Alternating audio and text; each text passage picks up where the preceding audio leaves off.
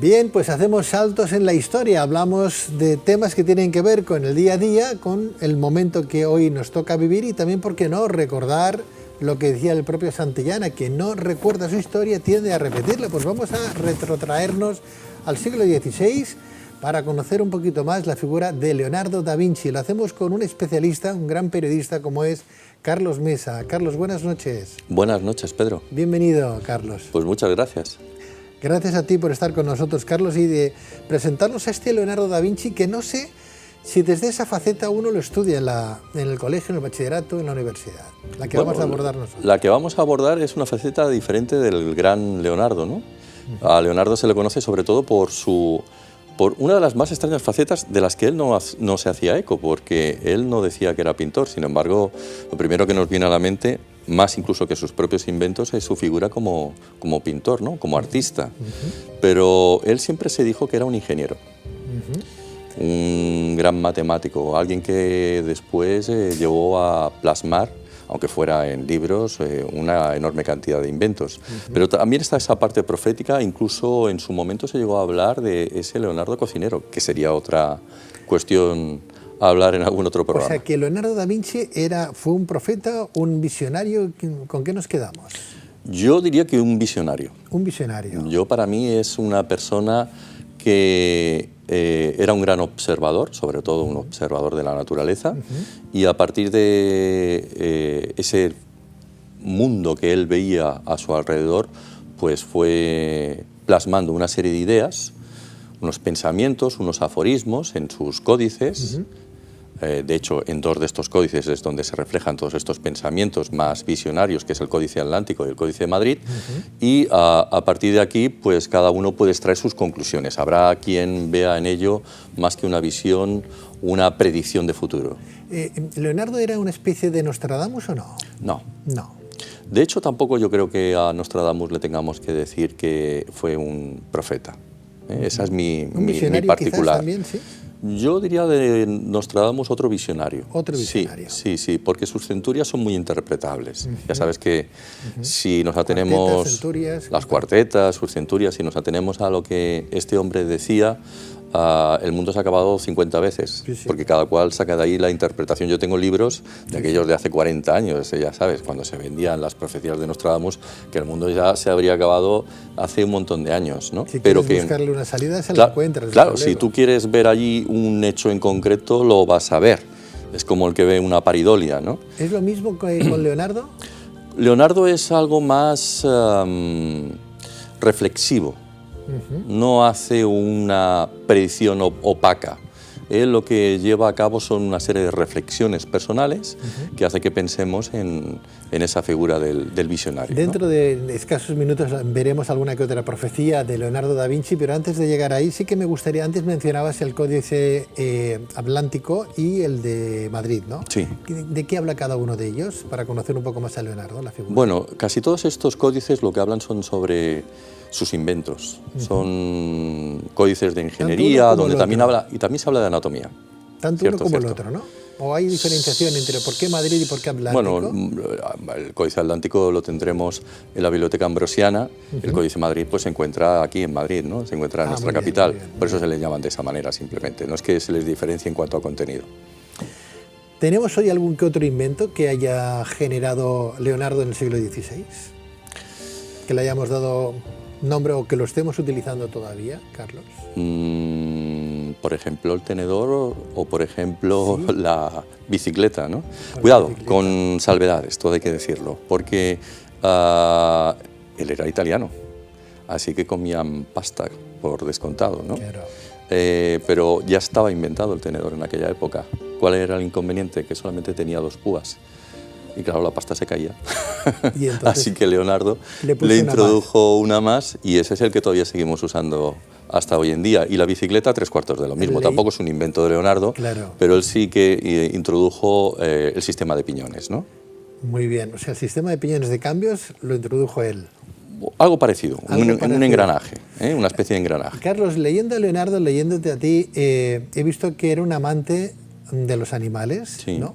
Muy amante, aférrimo Sí, amante sí, de los sí, animales. sí, sí. Es más, cuando iba a algún mercado y veía las tórtolas o las palomas ahí encerradas, ¿no? Para consumir, para el consumo de las gentes, las compraba y las dejaba volar, las dejaba en libertad, mirando Sí. a ver cómo se iban para luego dibujarlas. Para luego dibujarlas. Y esto es cierto, Qué no es cosas. ninguna leyenda, porque hay cosas que a veces se asumen como si fueran parte del mito del personaje. Y esto no es ningún mito, esto es cierto. Y además, él, bueno, lo hacía para ver cómo algún día podríamos llegar a volar, ¿no? Y bueno, llegó un momento que llegó a ciertas conclusiones, Sí. se dio cuenta de que ese vuelo de las aves nunca se podría reproducir realmente a nivel de, o obteniendo de ello algún tipo de máquina volante, ¿no? Que sería improbable. Pero sí después empezó a examinar los murciélagos y llegó a la conclusión de que podríamos diseñar algo parecido en forma de ala delta, con lo cual podríamos no volar, planear, y estaba en lo cierto. Carlos, es curioso porque hay muchas curiosidades con Leonardo que tú nos estás descubriendo. Escribía al revés. Explícanos un poco eso, porque era una forma como criptográfica, ¿no? De dejar algún mensaje, digo yo. Era un... bueno, era ¿Cómo un... se puede escribir al revés? Él lo tenía muy fácil porque escribía con la izquierda, si bien hoy en día sabemos que era ambidiestro. Hace poco algunos expertos llegaron a estas conclusiones, aunque como digo ese dato ya lo teníamos con anterioridad porque el mismo Giorgio Vasari, que fuera notario y amigo en la infancia, porque cuando murió Leonardo da Vinci él era todavía muy joven, pero Giorgio Vasari, que conoció, aunque fuera muy jovencito, a la figura de Leonardo, llegó a... bueno, le habían dicho que este hombre combatía en espada con ambas manos. Eso significaba que este hombre podía tanto hacerlo con la izquierda como con la derecha, ¿no? Sin embargo, a la hora incluso de escribir parece que se desenvolvía mejor, o al menos eso es lo que se dice, con la izquierda. Entonces, al escribir, claro... Como en árabe. Como en árabe, como en cualquier lengua semítica, ¿no? De derecha hacia izquierda le resultaba mucho más sencillo, sí. Y eso nos ha resultado en que veamos algunos de estos escritos al revés y necesitaríamos un espejo para obtener la imagen especular, ¿no? Y a partir de ahí descifrar lo que se dice. Es un sistema de criptografía muy sencillo, o sea que al mismo tiempo que podía hacerlo de esa manera porque era zurdo, también le servía para que no cayera en ojos indeseados, ¿no? Un Leonardo, claro, está muy bien, un Leonardo fascinado además por el agua, ¿no? Fascinado mucho por el agua, porque él había llegado a ver como un pueblo en el que estuvo él viviendo en su niñez era destruido por completo por las aguas y vio como la naturaleza se abre paso y es capaz de, bueno, pues no se puede controlar. No se puede controlar. Antes hablaba de esas profecías que Leonardo da Vinci nos ha dejado. Vamos a abordar algunas de ellas, vamos a poner impresionadas en pantalla, las tenemos la primera. Esta es una de las profecías que dejó Leonardo, ¿no? Los hombres hablarán los unos a los otros desde los países más lejanos y se responderán de la misma manera. Todos se hablarán, tocarán y abrazarán, aunque estén en un hemisferio diferente, comprendiendo sus respectivas lenguas. ¿De qué estamos hablando? Esto es algún sistema de comunicación que él llegó a imaginar. Pero cuidado, contra más tiempo pase, más lo asimilaremos a la tecnología que haya en ese instante. Porque, por ejemplo, ahora podríamos decir, mira, esto es el teléfono. Otros podrían decir, mira, esto es la videoconferencia. Esto que hacen algunos por el WhatsApp, ¿no? Para llamar a sus abuelitas. Pero lo de abrazarán, por ejemplo, también. Pero claro, lo de abrazar significa que lo estamos viendo de forma tridimensional. Y esto nos remite a películas como Star Wars, donde hay hologramas. Pero es que los hologramas están a la orden del día. Ahora empiezan a verse. De hecho, si pongo un ejemplo concreto, que si me lo permite te lo indico, cualquier persona que viva por aquí por Barcelona, que baje un sábado por la tarde por allí por Portal de l'Àngel, y hay una tiendecita, sin decir nombres, ya lo verá, que justo en la entrada tiene un tigre holográfico. Y la gente se detiene allí porque ve una especie de tigre que sale a recibirles y es un holograma en realidad. Es decir, ya estamos viendo cómo ciertas cosas que eran propias de la ciencia ficción se convierten en realidad. Pero aún hay más. Comprendiendo sus respectivas lenguas, Claro, ¿esto qué quiere decir? Ya no que utilicemos algún sistema de traductor como el Google Translator, sino que estemos traduciendo en tiempo real. Es decir, yo hablo y algún sistema de comunicación va traduciendo en tiempo real lo que yo estoy comunicando. Eso ya de alguna manera él ya lo pensaba. Ya lo pensaba, ya lo imaginaba. XVI, ya lo imaginaba. Ya lo imaginaba y de hecho ya se está experimentando. Es decir, sí, en Japón, creo recordar, ya se pueden comprar estos aparatitos que hacen traducción en tiempo real. Pero tenemos más profecías. Vamos con la segunda profecía, por favor, compañeros. Ahí la tenemos. El agua de los mares se elevará por encima de los montes y hacia el cielo, que era sobre las moradas de los hombres. Esto suena a tsunami, ¿no? Suena a tsunami. Es que él es lo que habíamos hablado. Él ya lo había visto. Había vivido en su niñez como uno de estos ríos se desbordaba y arrasaba por completo un pueblo, ¿no? Él era muy consciente, él estaba muy, lo que estábamos comentando hace un momento, era una persona que era muy amante y muy observadora de la naturaleza, ¿no? Un gran amante de los animales, ¿cierto? Además, en muchas ocasiones alguno dice, bueno, esto de vegetariano habría que verlo, pero parece ser que sí que lo era, y la inmensa mayoría de expertos hoy en día lo certifican. Incluso el otro día se lo escuché a Cristian Gálvez, que le habían preguntado tres cuartos de lo mismo, y también aseveraba que lo más probable es que fuera vegetariano, ¿no? Un hombre que es tan observador de la naturaleza llega a la conclusión de que la naturaleza se abrirá a paso y que por mucho que llevemos la civilización a todos los sitios, la naturaleza acaba volviendo a sus orígenes. Va a superar siempre.